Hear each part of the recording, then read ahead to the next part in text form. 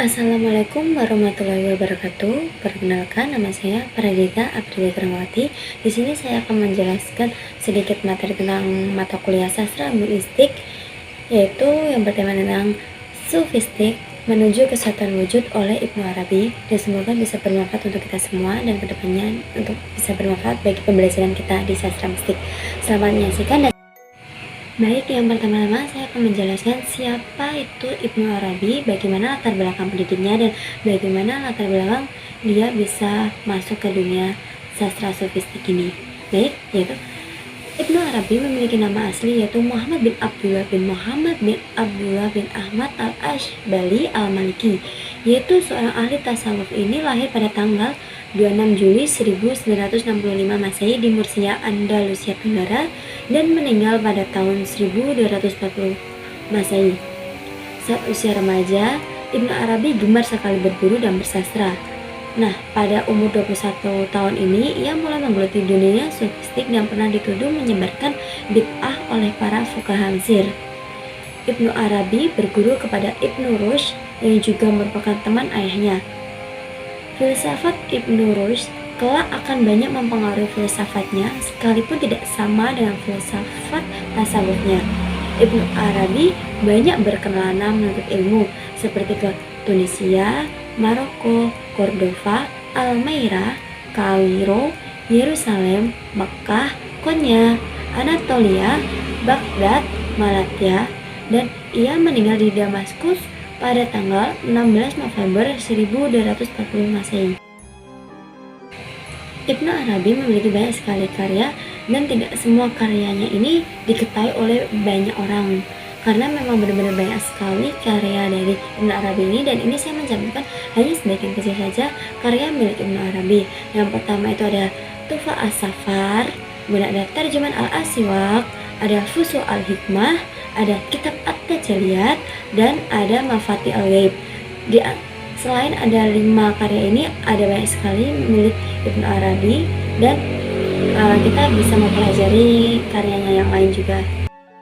Bagian yang pertama ini, saya akan menjelaskan konsep tasawuf milik Ibnu Arabi ini.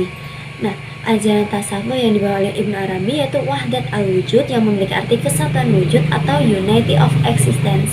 Maksud dari tasawuf itu yaitu seluruh yang ada walaupun ia terlihat sebenarnya tidak ada, dan keberadaannya tergantung pada Tuhan sebagai pencipta. Doktrin wahdat al-wujud dihubungkan dengan aliran tasawuf Ibnu Arabi dan telah diajarkan oleh beberapa sufi jauh sebelumnya.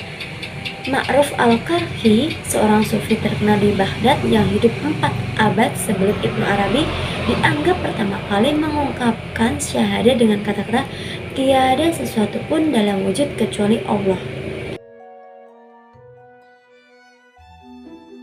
Menurut Ibnu Arabi, Allah itu mutlak dari segi esensinya, tetapi menampakkan diri pada alam semesta itu terbatas. Ibnu Arabi tidak menganggap Tuhan sebagai alam semesta. Baginya, wujud yang hakiki hanya wujud Allah dari esensinya, bukan dari segi sifatnya. Selain daripadanya, yaitu Allah adalah khayal belaka. Ibnu Arabi bukan sekedar menekankan keesaan wujud, tetapi juga keanekaan realitas, seperti mengajarkan konsep ketidak dapat dibandingkan dan kemiripan yang tidak terlihat dan yang terlihat.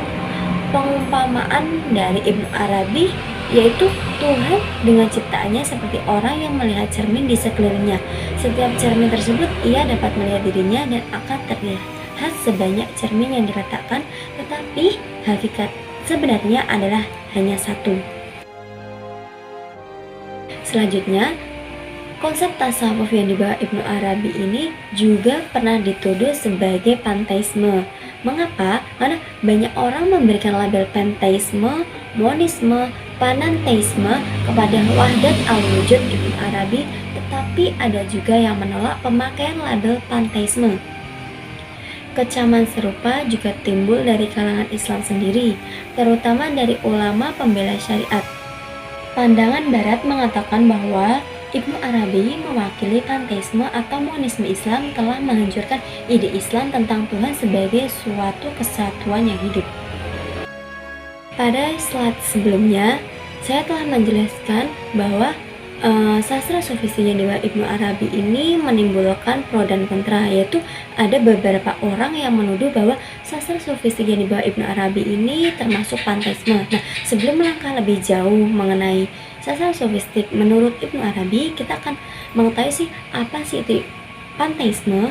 Nah, panteisme yaitu sebuah keyakinan bahwa alam semesta menjadi manifestasi dari Tuhan, atau bahwa segala sesuatu di alam semesta itu merupakan Tuhan, dewa, atau dewi imanen yang mencakup segalanya. Bisa juga dikatakan sebagai doktrin yang biasanya muncul dalam konteks religius dan filosofis, di mana sudah ada konsepsi yang jelas tentang Tuhan dan alam semesta, dan pertanyaan yang muncul di mana kedua konsepsi ini bisa saling terkait. Sastra sofistik yang dibawa oleh Ibnu Arabi ini mengalami banyak sekali pro dan kontra di masyarakat. Nah, oleh sebab itu ada beberapa orang yang melakukan perbandingan antara sastra sofistik yang dibawa oleh Ibnu Arabi, yaitu wahdat al-wujud, dengan panteisme. Yang pertama itu tentang keesaan Tuhan, di mana Ibnu Arabi dalam teorinya menjadikan Tuhan sebagai al-haq. Ia membedakan antara pencipta dengan yang diciptakan dari segi apapun, baik itu waktu maupun tempat, di mana wujud tersebut hakikatnya adalah Tuhan. Sedangkan Esa menurut panteisme pada ajaran Xenophanes, Tuhan yang Esa itu tidak dijadikan, digerakkan, dan tidak diubah. Ia mengisi seluruh alam dan melihat semuanya serta berpikir seluruhnya. Kemudian yang kedua yang dilakukan perbandingan antara sastra sofistik yang dibawa oleh Ibnu Arabi dengan panteisme ini, yaitu berdasarkan hubungan antara Tuhan dengan manusia. Tujuan hidup manusia menurut Plotinus dalam panteisme yaitu untuk mencapai persamaan dengan Tuhan, yaitu membebaskan jiwa dengan sebenar-benarnya dari pengaruh kebendaan. Jiwa tersebut dapat meningkat ke alam rohaniah dan alam pikiran, kemudian bersatu dengan Tuhan. Sedangkan menurut Ibnu Arabi, hubungan keakraban Tuhan dengan manusia melalui teori cinta antara Tuhan dan makhluknya. Urayanya ini memberikan fakta jelas dari tujuan tasawuf dengan sufi yang dibawanya itu.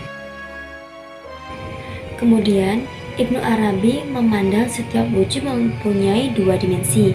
Yang pertama, pencipta dan ciptaan. Kedua, dimensi ketuhanan dan kemanusiaan. Ketiga, ada dimensi Tuhan dan hamba.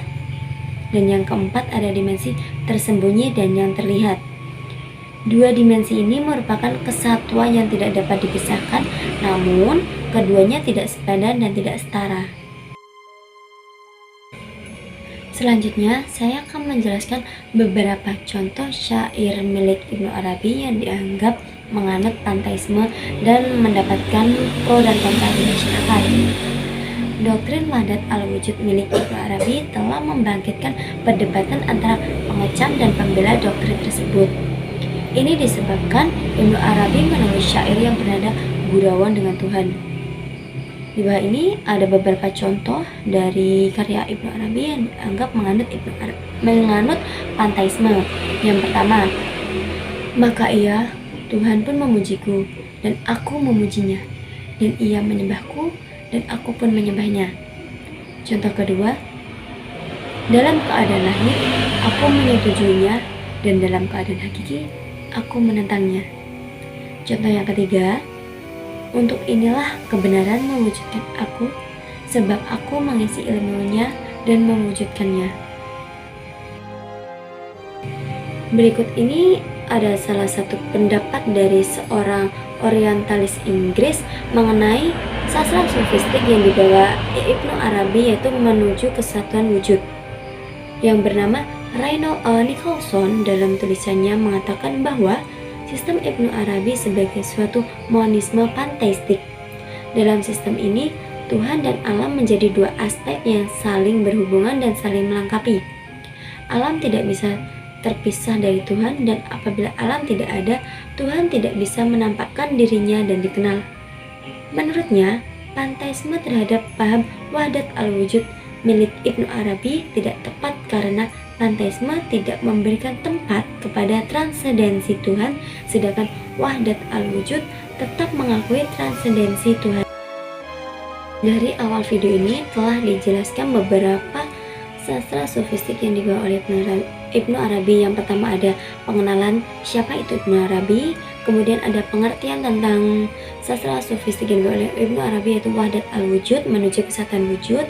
Yang kemudian ada pengertian panteisme, kemudian ada contoh dari panteisme itu sendiri, dan ada pendapat dari orientalis Inggris yang bernama Reinald Nicholson. Nah, di sini saya akan memberikan kesimpulan mengenai sastra sofistik yang dibawa oleh Ibnu Arabi.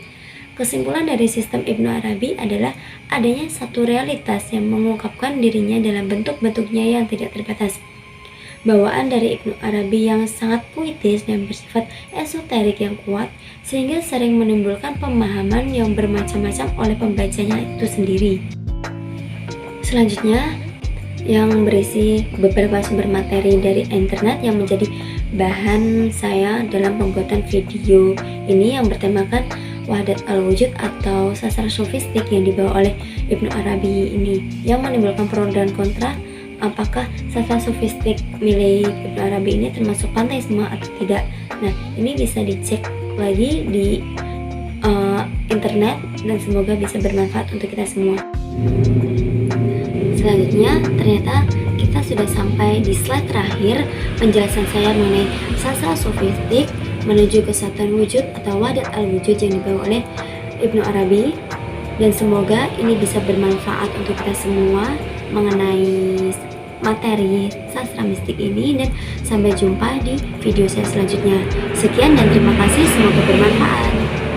Wassalamualaikum warahmatullahi wabarakatuh.